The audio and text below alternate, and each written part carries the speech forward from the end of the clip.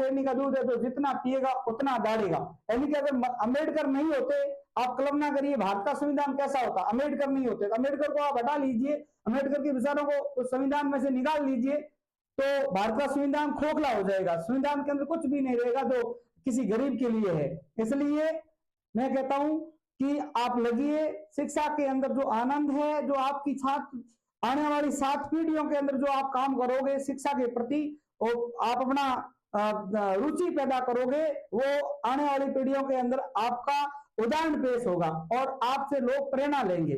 इसलिए मैं कहता हूं कि शिक्षा में आप पूर्ण योग से लगें, पूर्ण मनोयोग से लगें, और नौकरी मिलेगी कि नहीं मिलेगी, क्या होगा आगे, ये एक भविष्य की गर्त में लोग पहले ही ऐसे कह देते हैं कि आज नौकरियां नहीं मिल रही है, आज वो नहीं हो रहा है। ये भविष्य की गर्त में आने वाला समय क्या होगा किसी ने नहीं देखा है। जो आज का वर्तमान है उससे आप आनंद से जीना सीखिए। आनंद तभी आएगा जब अपन किसी काम के प्रति मेहनत करेंगे, वरना आप मेहनत नहीं करेंगे तो अपना आनंद नहीं आएगा, और आनंद नहीं आएगा तो जिंदगी है वो नरक हो जाएगी।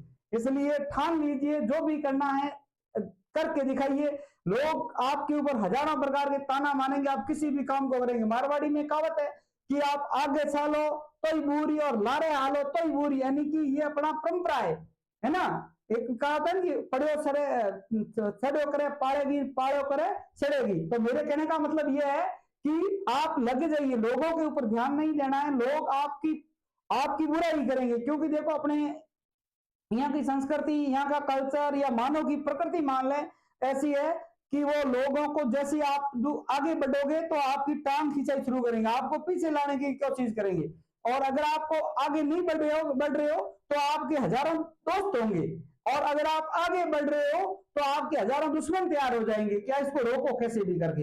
इसलिए आप तन मन धन से लग जाइए और आगे बढ़ने की पूरी कोशिश करिए। सफलता मिलेगी, किसी न किसी काम में मिलेगी, वरना ऐसे बैठने से तो कुछ भी नहीं हासिल होने वाला है। इसलिए मैं कहता हूं जीना है तो ठरके से जिंदगी जीना है, वरना तो जीने से क्या फायदा। ठीक है, अपने खून के अंदर खून दौड़ता है, पानी नहीं दौड़ता है। आप किसी भी चीज को चैलेंज में लीजिए और अपने मनोयोग से लग जाइए। कौन कहता है काम नहीं होता, मैं कहता हूँ 100% काम होता है, परंतु अपन क्या है कि पूरा मनोयोग अपना साथ नहीं देता है। अपन पहले हिम्मत हार करके काम करते हैं, तब जाकर अपना रिजल्ट भी वैसा ही आता है। इसलिए जहां कमियां रहती है उस कमियों को देखिए और लग जाइए।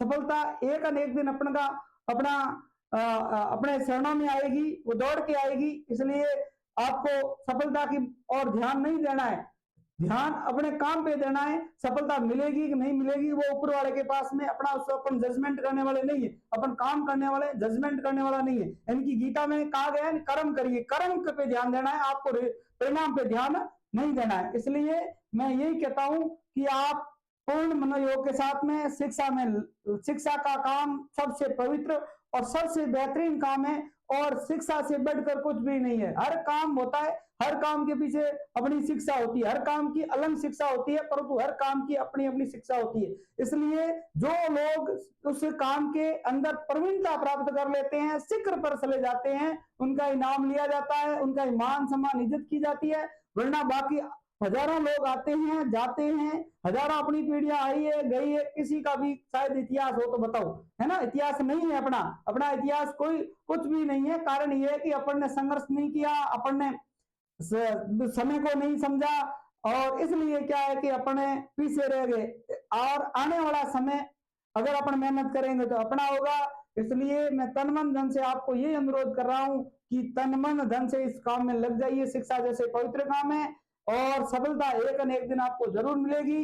और सफलता के लिए आपको मेहनत, दृढ़ संकल्प और आपको समर्पण होना चाहिए, तभी आपको सफलता मिलेगी। क्योंकि ये काम बहुत कठिन होता है, हर किसी के पास में नहीं होता। आज देखो हजारों की संख्या में भीड़ जा रही है, भीड़ के अंदर आपको चलना है। आप भीड़ से